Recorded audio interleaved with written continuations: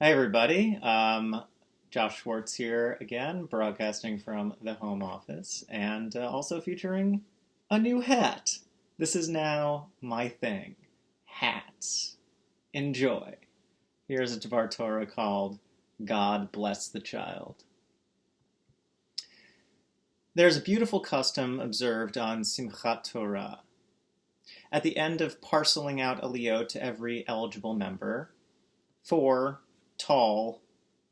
Jews, congregants will take a talit and spread it like a canopy over the Torah reader, asking all children to gather underneath it.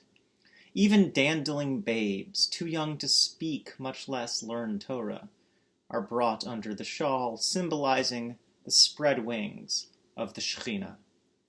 This is the induction into a life of Torah, one that begins even before we can consciously take it in. And after the children have assembled and been party to blessing our holy Torah, the congregation sings a verse from this week's parashah, in which we ask the angel who watches over us to attend to our precious youth, to the emergent future of our people. The context of this verse in Parshat VaYechi is not too dissimilar from our current usage.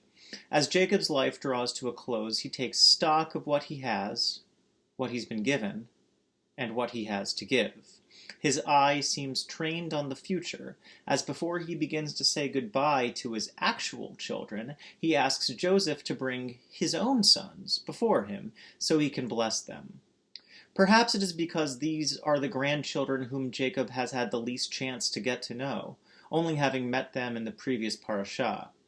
As Yaakov Avinu says to Joseph, "I never expected to see you again, but God has let me see your children as well." Ephraim and Manasseh represent the abundance of a future that Jacob hoped for, but did not know was on its way. This dreamed-of future is established in the waking world, as Joseph's sons take his place in the accounting of the tribes. And here we arrive at the advent of our highlighted pasuk. He intones, "The God before whom my ancestors Abraham and Isaac walked, the God who has guided me until this very day, the angel who has redeemed me from all harm, bless the children. May my name be invoked through them, and the name of my ancestors Abraham and Isaac, filling up the land." In this heartfelt plea, Jacob reaches out to the presences which have accompanied him throughout the various journeys of his life, to the divine who connects him to the continuity of generations through his ancestors in the past.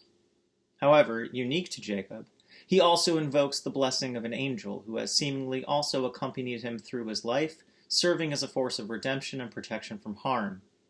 We can presume that invoking God, the source of all blessing, is sufficient, so why does Jacob feel compelled to append an angel? Angels have been a constant and even consistent presence in his life. Escaping from potential danger in his parental abode, angels appear ascending and descending a dreamtime ladder, showing the vicissitudes of the path his life will take. Later, Jacob actualizes himself as a true inheritor of his predecessor's legacy in struggling with an angel of God and emerging victorious. Finally, on the road, as he so often tends to be, journeying to Egypt for the final act of his life, Jacob encounters an angel once more who offers him blessing, perhaps as a final salutatory passing word. Jacob now has the merit to ascend and progress in his life, perhaps in the final chapter of his days. No longer merely a recipient and beneficiary of God's blessing and beneficence, Jacob becomes a conduit, even a generator, of blessing himself. The Sforno sees Jacob's wording as implying a connection between the past and the future. One may think, since the letter He precedes Malach, Ha Malach Ha Goel Oti, that Jacob is invoking a particular angel, since the He HaYediyah often serves as the definite article in Hebrew. If that were the case, then the blessing Jacob offers would merely be a recapitulation of the past, asking the same angels to do the same things again. However, instead, the Sforno argues that Jacob is calling upon such angels as the ones who have protected him in his past to rally and serve to bring blessing to his descendants in their particular situations, attendant to their particular needs.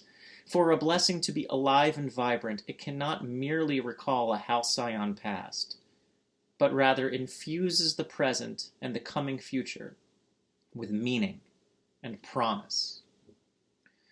Jacob's blessing his grandsons provides us with the model for our own acts of blessing in today's observant life. At the Shabbat table, we too place our hands atop the heads of the children whose future we hope to be infused with blessing. We even invoke the names of the children Jacob himself blessed, quoting him word for word, praying that our own children can be like them. However, that does not mean that they would be carbon copies of an idealized past, but rather that this blessing we extend to them be like the one that Jacob offered, one that calls upon the divine to escort the coming generation in its horizon, walking the paths unfolding before them. Being called on to bless the children brings our own attention to the future.